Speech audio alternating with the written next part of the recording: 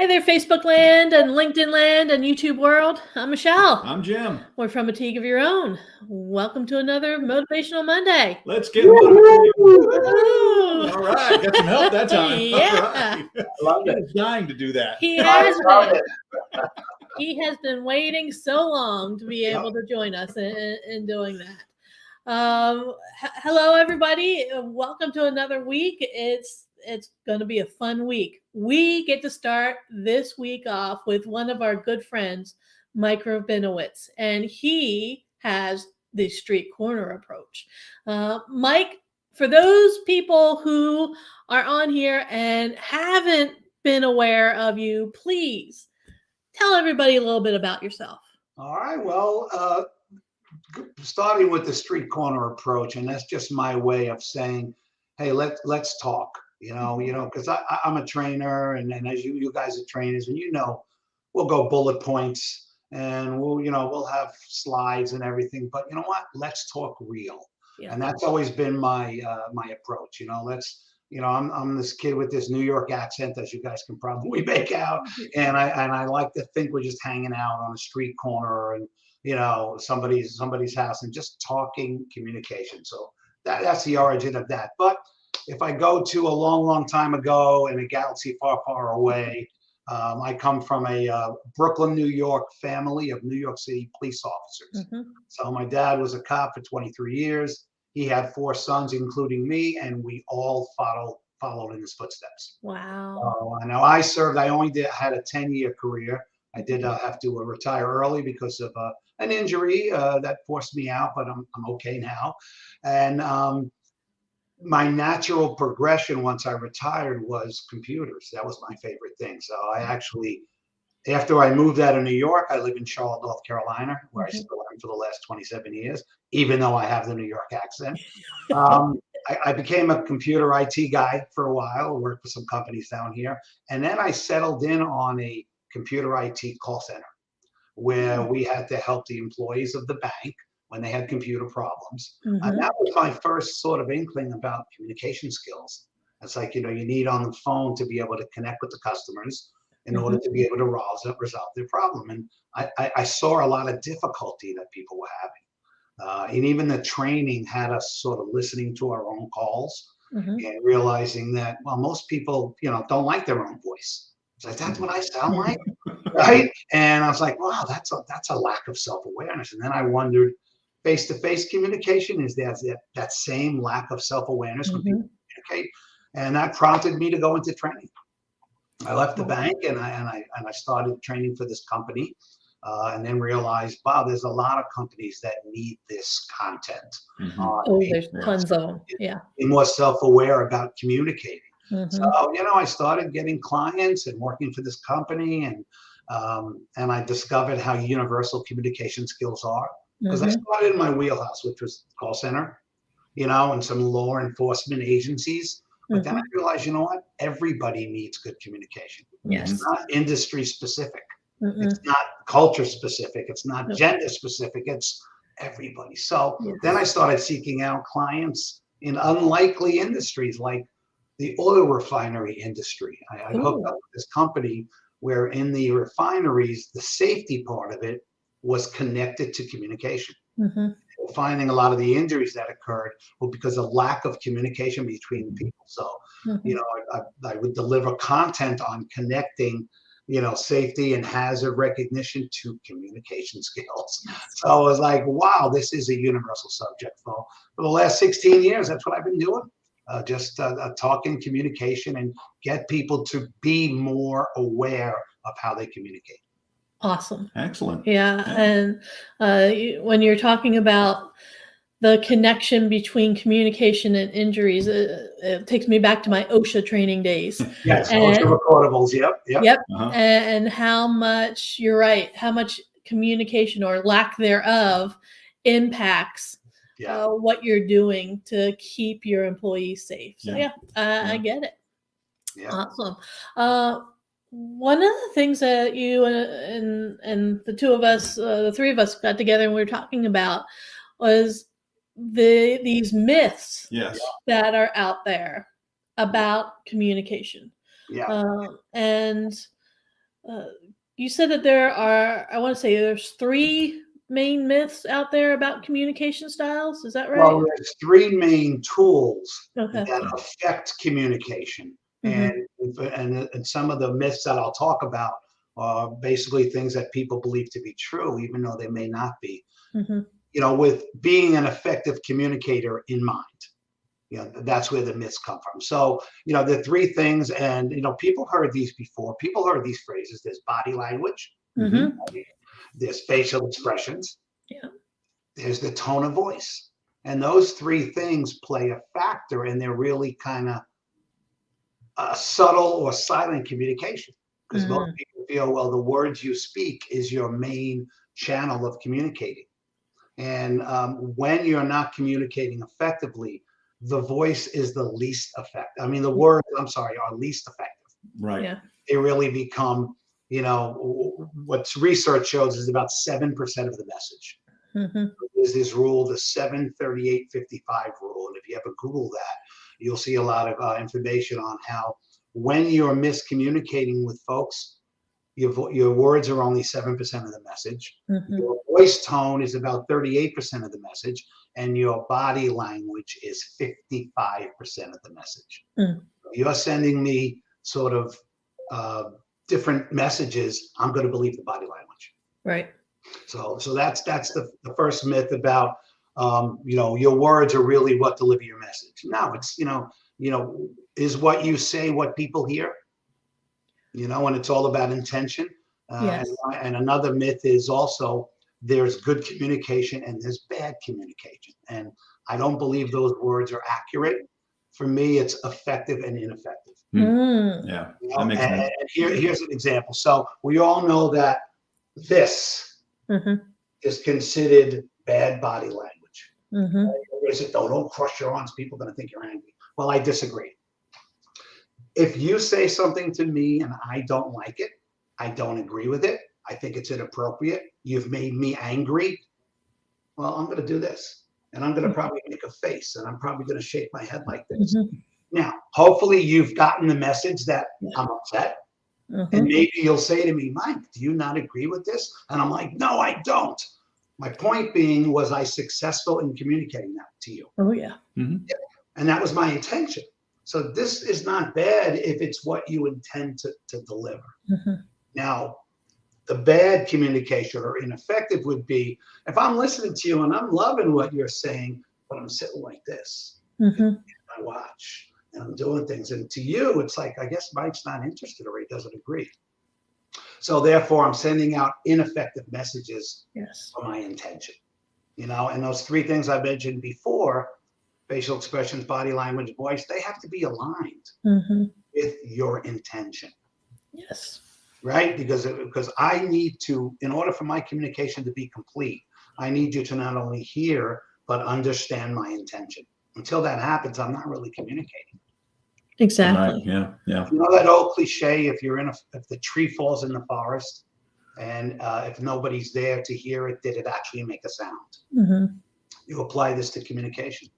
If I'm communicating, I can communicate all day. And as you know of me, I'm a talker. You ask me the time, I'll tell you how to build the block. You know?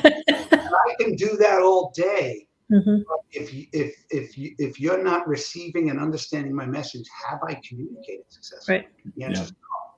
So communication is that 2-step process. So again, the myth there is that, hey, I'm speaking to you, so you should understand what I'm saying. Well, a lot of other factors that may lead me not to. So, you know, the miscommunications are when communication breaks down. I agree. Right, yeah. So what are some things that you can do to make your communication more effective? Well, the first thing is what I mentioned before, is align the 3. So, and you know, let's concentrate on the facial expressions right now, right? Which again, lack of self-awareness. Why? Because we can't see ourselves. Unless we're in front of a mirror, do we know what faces we're making when we're communicating? We might think we know because we make our own faces, but the idea is you need to be more aware, and it's something you can practice. You can practice making your facial expressions. You have 46 muscles in your face. And you can make hundreds of different facial expressions, and each one sending out a different message to the listener. And that's something you can practice. Next time you're in front of a mirror, close your eyes, make eye contact with yourself, and then close your eyes. And for about 30 seconds, relax yourself. Just like exhale and just relax your whole body. As soon as you feel relaxed, open your eyes. You know what you're going to see? Something called your resting face. You ever hear that expression? Oh, yeah. Yes. The resting face. And Yep. some people put the B word in there. Yep. Yes. Well, it's funny and we laugh at it, but it's like, well, what does that mean? Well, the resting face is when you're relaxed, and there's nothing wrong with relaxing. The idea is that sometimes you put out mad, angry, frustrated, sad messages to people. Has anybody ever come over to you, like out of the blue, and said, "Hey, you okay? Everything all right?" And you go, "Yeah, why?" Because I don't know. You look like something was wrong. It's like, no, I'm fine. You just might have been chilling. Yeah. When we drive, we probably have our resting face. When we watch TV, but we have to be more aware of it. So that exercise in the mirror can make you aware of what that face looks like, and that's the impact. And then I say, close your eyes again, and this time before you open them, put a little slight smile. I mean, so slight that it doesn't even look like a smile. But what a difference it'll make in your resting face. It'll make because people assume when they're not expressing themselves facially that it's a neutral face, right, or an expressionless face. But that's simply not true. Right. So sometimes the message that's delivered is based on the face you're making, even if you're not thinking of anything. So that's the first part. That's the facial expression, and then the body language, which I mentioned. Be careful what your hands are doing and the way you touch your head or touch your head. You know what I mean? Because it's like, oh my God, you do that, and you might just be resting your hands, But even the way you walk and the way and the way you move, you're putting out messages. You don't even have to say anything to people. You can walk with confidence. You can walk with arrogance the way you walk, or the opposite is you can walk with a lack of confidence or self-esteem, and maybe you don't realize that that's the message people are getting. So, Mike, when you were a police officer, one of the things, like you said, how you walk, people pick up on that. Yeah. Criminals pick up on how you walk. Yeah. And that's reversed too. We pick up, when we're like watching people, sometimes people's like, oh, that person's up to no good. Yeah. Just by the way they're walking and the way they're reacting. So that's true. But they can also pick up on when you're afraid, or if you're like you said, you're not so confident, and that makes you an easier target. Absolutely. And it's something that, the police academy, touches upon it, social science, it was called, and how to, don't let them hook your child. Don't let them, make you react in an emotional way. That's sort of, not what you want to be doing. And then there's the communication part of like de-escalation. Yes. That's a big factor with police officers and getting in situations where even if you're talking to not necessarily criminals, but just victims. Yes. Right. Crimes, and you talk to them and they want to see that confidence in you too. They want to see that, you do the best you can and you'll help them and you're there to help them. But, without digressing into today's society of police officers, there's a lot of work that needs to be done when it comes to Michelle. Great point you brought up about being on the streets, and then just being on the phone with a customer. All you have is the voice. So now your whole voice. And back to the point I made where, what's your reaction when you hear your own voice on a video or an audio? What's most people's reactions, do you think? They hate it. They hate it. They really do. The way I sound, well, you know what? A sort of negative truth to that is the way you sound. That's what people hear. We hear ourselves internally. Here's another myth, that what you hear internally is the way you sound. No. What happens is we learned in 6th grade science that you have a voice box. When it vibrates, you can feel it vibrating, right? When you talk. You can feel also your face vibrating. What happens is the vibration is in the bones in your face and your cheeks. That muffles the sound a little bit. So the internal sound we hear is a little muffled. But when you hear that video, that audio, it's like my advice to you is get over it. That's the way you sound. Mm-hmm. Yeah. And then to go further is I recommend to people all the time to get themselves recorded even more. Listen to your own voice on a recording as much as possible. Because not only will you get used to it, you'll be able to critique it. You'll be able to say, well, do I talk too fast? Mm-hmm. Am I enunciating correctly? Do I have lots of filler words like, people can tell you that, yeah, you say that word a lot, but until you hear it, that's the impact you need. So that's another myth about, you hear your own voice. That's what you sound like. It's not true. Well, and with today's technology, it's super easy to open up a free Zoom account and just record yourself. You do that all the time. Yeah. Yeah. That's a practice. Yeah, absolutely. Mm-hmm. Or, this that everybody has a voice recorder. Exactly. And I tell people, what you should do? Get somebody you really know and trust, friend, family member, and tell them to record you when you're in a conversation without you being aware of it. Of course, you're giving them permission for legal reasons. Right? You have permission to record me without me knowing. But the idea is when you listen to that, that's the raw conversation that you have with people. And that's what you need to be exposed to. So you can then sort of manage your own voice. And I think that's an important part of it. Definitely. Right. So a couple other myths. It's about listening. Mm-hmm. Oh my God, listening. Is it a skill? Yes. Yes. Very much so. It's a skill and one you can practice and improve on. Oh, yeah. Now, the big myth is this.